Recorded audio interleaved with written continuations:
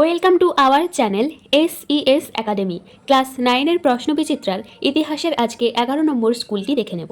বিশ্বের কারখানা বলা হয় ইংল্যান্ডকে। সোভিয়েত পার্লামেন্টের নাম ছিল ডুমা। ইউরোপের রুগ্ন মানুষ নামে পরিচিত ছিল তুরস্ক। উড়ন্ত মাকু আবিষ্কার করেন জন কে। কূটনীতির জাদুকর বলা হয় বিসমার্ককে। সেরাজেভো ছিল বসনিয়ার রাজধানী। ইল দুচে কার উপাধি মুসোলিনি। রাশিয়ার লাল ফৌজ গঠন করেন ট্রটস্কি। বিভাগ খ দুয়ের দাগে জুলাই বিপ্লব কবে হয়? 1830 খ্রিস্টাব্দে। ফ্রান্সে জুলাই বিপ্লব হয়েছিল 1830 খ্রিস্টাব্দে। জাতিসংঘের প্রথম মহাসচিব ছিলেন স্যার এরিক ড্রুমন্ড। দেখো, জাতিসংঘের প্রথম মহাসচিব ছিলেন sir Eric Drummond. Young Italy দলকে গঠন করেন জোসেফ মাৎসিনি 1832 খ্রিস্টাব্দে। ইটালির যুব সমাজকে জাতীয়তাবাদে উদ্বুদ্ধ করার জন্য জোসেফ মাৎসিনি 1832 খ্রিস্টাব্দে ফ্রান্সের মার্সাই শহরে ইয়ং ইটালি নামে একটি সংগঠন তৈরি করেন। মেটারনিখ কে ছিলেন? মেটারনিখ ছিলেন অস্ট্রিয়ার চ্যান্সেলর বা প্রধানমন্ত্রী। তিনি ছিলেন সমকালীন ইউরোপের সর্বাপেক্ষা তীক্ষ্ণ বুদ্ধি সম্পন্ন কূটনীতিবিদ এবং ইউরোপীয় রাজনীতির নিয়ন্ত্রক। বিয়ের দাগে সত্য বা মিথ্যা নির্ণয় করো। সুয়েজ খাল উন্মুক্ত হয়েছিল 1869 খ্রিস্টাব্দে। ঠিক। 1869 খ্রিস্টাব্দে সুয়েজ খাল সর্বসাধারণের ব্যবহারের জন্য খুলে দেওয়া হয়। বিশ্বের প্রথম সাম্যবাদী রাষ্ট্র হল চীন। ভুল। দেখো, বিশ্বের সর্বপ্রথম কোন দেশে সমাজতান্ত্রিক রাষ্ট্র প্রতিষ্ঠিত হয় অর্থাৎ সাম্যবাদী রাষ্ট্রে পরিণত হয় তা হলো রাশিয়া। সিয়ের দাগে বিবৃতিগুলির সঙ্গে সঠিক ব্যাখ্যা নির্বাচন করো। বিবৃতি 1, লেনিন 1921 খ্রিস্টাব্দে নতুন অর্থনৈতিক নীতি ঘোষণা করেন। ব্যাখ্যা 2 সঠিক, কারণ লেনিন দেশকে অর্থনৈতিক বিপর্যয় থেকে বাঁচানোর চেষ্টা করেছিলেন। বিবৃতি 2, ক্রিমিয়ার যুদ্ধে রাশিয়ার পরাজয় ঘটে। ব্যাখ্যা 3 সঠিক, এই যুদ্ধে অদক্ষ ভূমিদাসদের নিয়ে রুশ সেনাদল গঠিত হয়েছিল। বিভাগ গ 3-এর দাগে NEP কি? NEP বা লেনিনের নতুন অর্থনৈতিক নীতি বলতে কি বোঝায়? এ অবধি।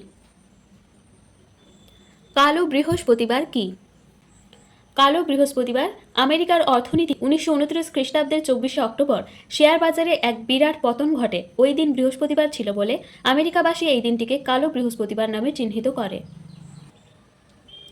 আফ্রিকায় গড়ে ওঠা কয়েকটি ইউরোপীয় উপনিবেশের নাম লেখো। দেখো, এটি 216 পৃষ্ঠাতে রয়েছে। আফ্রিকার ব্যবচ্ছেদ যেটি রয়েছে এইখানেতে সমস্ত ইউরোপীয় শক্তিগুলি আফ্রিকাকে ভাগ করে নিয়েছিল। তাদের মধ্যে যে কোনো দুটো শক্তি, যেমন এখানে ব্রিটেন লিখতে পারো, France, Germany, Italy. Das Kapital কে কবে রচনা করেন? দেখো, দাস ক্যাপিটাল গ্রন্থের রচয়িতা হলেন কার্ল মার্কস। দাস ক্যাপিটাল গ্রন্থটি 1867 খ্রিস্টাব্দে প্রকাশিত হয়। বিভাগ ঘ 4-এর দাগে ক্রিমিয়ার যুদ্ধের 4টি ফলাফল লেখো। ক্রিমিয়ার যুদ্ধের ফলাফল সম্পর্কে আলোচনা করো।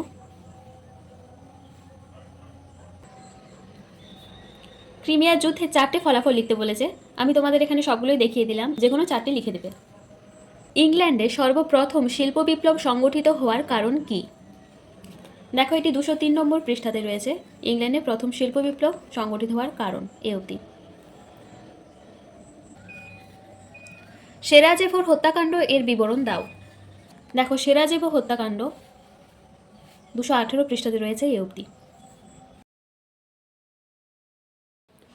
বিভাগ ও 5-এর দাগে রুশ বিপ্লবের সামাজিক, অর্থনৈতিক ও রাজনৈতিক পটভূমি আলোচনা করো। দেখো, এটি 272 নম্বর পৃষ্ঠাতে রয়েছে। প্রথমে 1917 খ্রিস্টাব্দে রুশ বিপ্লবের সামাজিক পটভূমি কী ছিল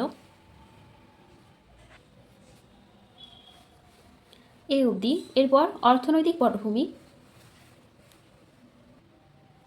এ অবধি। তারপর রুশ বিপ্লবের রাজনৈতিক পটভূমি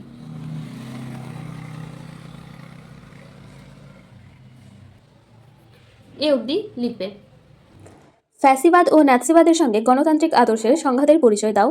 এই কোশ্চেন অ্যান্সারটি এখানে দিয়ে দিয়েছি। তোমরা ভিডিওটি পজ করে কিংবা স্ক্রিনশট নিয়ে লিখে নেবে আর পড়বে অবশ্যই। শেষ প্রশ্ন, প্রথম বিশ্বযুদ্ধে জার্মানির পরাজয়ের কারণ লেখো।